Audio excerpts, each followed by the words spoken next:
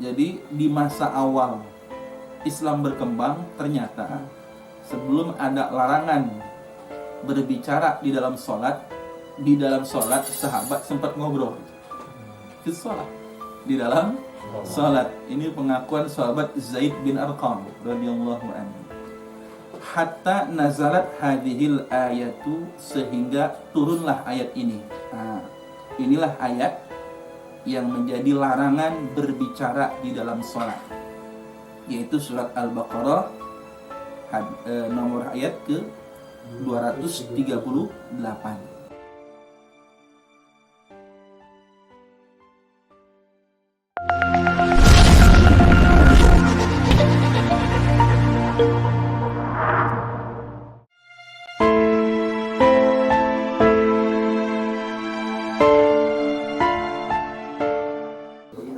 Assalamualaikum warahmatullahi wabarakatuh. Waalaikumsalam warahmatullahi wabarakatuh. Faslun bermula, ai hadza faslun bermula, ini itu suatu fasal, walladhi dan bermula hal yang yubtilus sholata membatalkan sholat, ahada asyara syai'an itu ada 11 perkara. Jadi pada pasal ini yang menjadi pembahasan kita adalah hal-hal yang menjadi penyebab batalnya sholat. Di dalam kitab Matan Abi Syuja ini dituliskan bahwasanya jumlah perkara yang membatalkan tersebut adalah 11 perkara. Manakah yang 11 itu? Yang pertama, al-kalamul amdu, berbicara dengan sengaja. Berbicara dengan sengaja. Kita lihat syarahnya.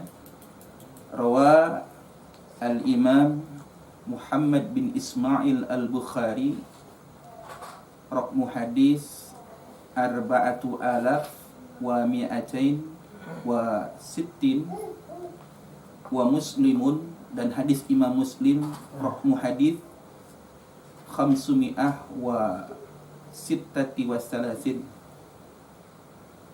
Imam Bukhari dalam kitab hadisnya nomor hadis 4260 dan Imam Muslim nomor hadis 539. An Zaid bin Arqam radhiyallahu an, dari sahabat Zaid bin Arqam radhiyallahu an, qala, beliau berkata, kunna natakallamu fis shalah, dahulu kami berbicara di dalam sholat, atau pada mulanya, dahulunya kami berbicara di dalam sholat, ngobrol. Ya. Yukallimu ahaduna akhahu, berbicara salah seorang dari kami kepada saudaranya, fi hajatihi, di dalam hajatnya. Jadi di masa awal Islam berkembang, ternyata sebelum ada larangan berbicara di dalam sholat sahabat sempat ngobrol di sholat, di dalam sholat. Ini pengakuan sahabat Zaid bin Arqam radhiyallahu anhu. Hatta nazalat hadhil ayatu, sehingga turunlah ayat ini. Inilah ayat yang menjadi larangan berbicara di dalam sholat, yaitu surat Al-Baqarah nomor ayat ke 238. A'udzubillahi samil alim minasyaitonir rajim. Hafidhu 'alas salawati was salatil wusta wa qumu lillahi qanitin.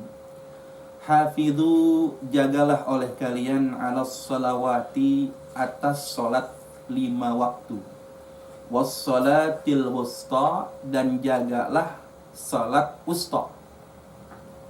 Para mufassirin, para ulama mengartikan salat wusta ini, ada yang menamakan salat subuh, ada yang menyebutkan salat subuh. Ada pula yang menyebutkan salat wusta itu adalah salat asar. Nah, dua pendapat ini paling masyhur. Ya. Salat asar terutama pendapat yang paling masyhur disebut juga sholawatul atau sholatul wusta. Wusta di pertengahan.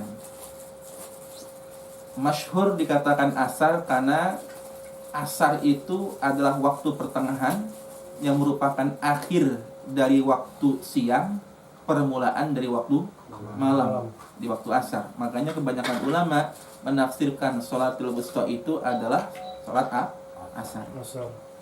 Wa qumu lillahi qanitin, dan berdirilah kalian, maksudnya sholatlah kalian lillahi karena Allah, qanitin seraya atau dengan penuh ketaatan, qanitin.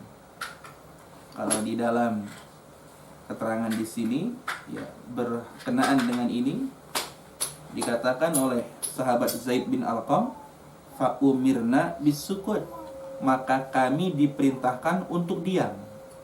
Fa umirna bisukut, maka kami diperintahkan untuk diam.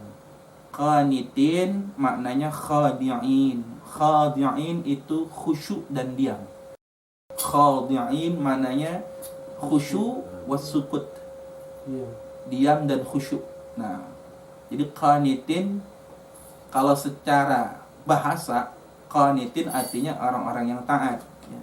Jadi sholatlah karena Allah dalam rangka ketaatan. Tetapi dalam makna lain, qanitin ini maknanya khadi'in ya, as-sukut ya, wal khusyuk, diam dan khusyuk. Nah, setelah turunnya ayat ini, maka semenjak itu para sahabat diperintahkan untuk diam, tidak berbicara ketika sholat.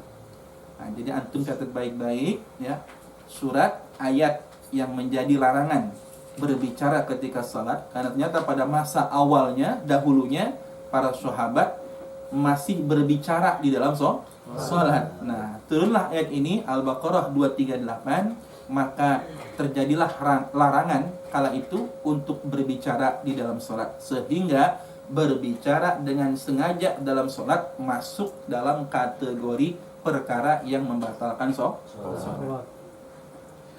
Ini dalil yang pertama. Kemudian dalil yang kedua, warawa Muslimun, dan telah meriwayatkan Imam Muslim bin Al-Hajjaj An-Naisabur, hadis yang ke-537, wa ghairuhu, dan selain beliau, an Muawiyah bin Al-Hakami As-Sulami, dari Muawiyah bin Al-Hakam As-Sulami radhiyallahu an Rasulillah sallallahu alaihi wasallam qala, Muawiyah bin Al-Hakam berkata, inna hadhihi sholata, sesungguhnya salat ini la yasluhu, tidaklah pantas, la yasluhu, tidaklah pantas, fiha, di dalam salat, syai'un, sesuatu apapun, min kalamin nasi, dari ucapannya manusia.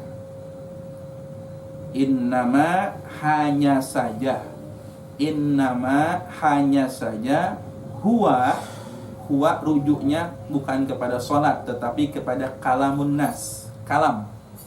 Huwa rujuknya kepada kalam. Innama huwa, hanya saja kalam, ucapan yang dibolehkan, at-tasbihu, itu tasbih, wat takbiru, dan takbir, wa qiraatul qur'ani, dan membaca Al-Qur'an. Ini dalil bahwasanya di dalam sholat tidak layak, tidak pantas ada kalam manusia itu dalam bahasa apapun. Sedangkan kalam yang pantas itu hanyalah tasbih, takbir, dan membaca Al-Quran. Selain dari itu tak boleh ada ucapan yang lainnya. Hatta di dalam sujud. Nah, kan kita diperintahkan memperbanyak doa dalam sujud kita. Hatta dalam sujud pun tidak boleh dengan bahasa kita masing-masing. Ya, karena ini bisa membatalkan sholat. Ya, ini hadis riwayatnya dari Muawiyah bin Al-Hakam. Kalau kita baca di Sahih Muslim, hadis cukup panjang ini. Jadi waktu itu Muawiyah bin Al-Hakam, beliau sedang sholat bersama Nabi dan para sahabat yang lain. Lalu tiba-tiba Muawiyah bin Al-Hakam itu bicara dalam sholat. Perawi hadis ini, beliau bicara dalam sholat, sehingga sahabat yang lain yang sedang sholat melirik beliau. Dilihatin gitu. Jadi Muawiyah bin Al-Hakam ini ngomong dalam sholat, bicara, dilirik sama sahabat di sebelahnya, dilihatin gitu, dilihatin. Karena merasa dilihatin, dia ngomong lagi, bahasa kitanya, apa-apaan sih ngeliatin saya gitu kira-kira. Apa-apaan sih ngeliatin saya gitu. Nah, lalu para sahabat yang memandang, kata kita melong gitu ya, ngeliatin gitu, menepuk-nepuk pahanya. Itu dalam hadis riwayat. Seperti itu. Apa artinya? Diam. Jadi para sahabat gitu. Dalam versi lengkap hadisnya di Sahih Muslim itu saya temukan, jadi begitu. Diliatin, ditepuk pahanya. Nah, pahamlah Muawiyah ibn Al-Hakam, akhirnya beliau diam. Pahamlah, beres salat. Nah, baru Nabi bilang ini. Setelah salat selesai, beliau katakan ini, inna hadhihi salata la yasluhu fiha syai'un min kalamin nas, inna ma huwa at-tasbih wa takbir wa qiraatul Qur'an. Itu riwayat panjang seperti itu. Silakan dibuka di Sahih Muslim ya, hadis 537. Ya, sudah hatam kan Sahih Muslimnya?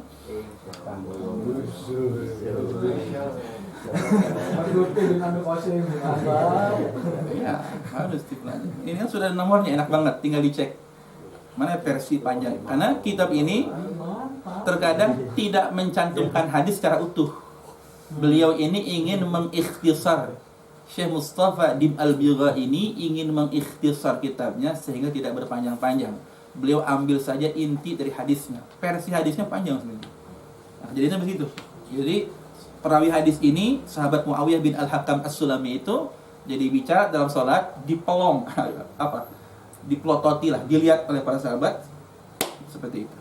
Nah, beres sholat, Nabi katakan. Nah, ini pun menjadi dalil bahwasanya dalam sholat itu tidak boleh ada kalamun nas, tidak ada ucapan manusia selain daripada tasbih, takbir dan membaca Al-Qur'an. Paham tuh? Alhamdulillah.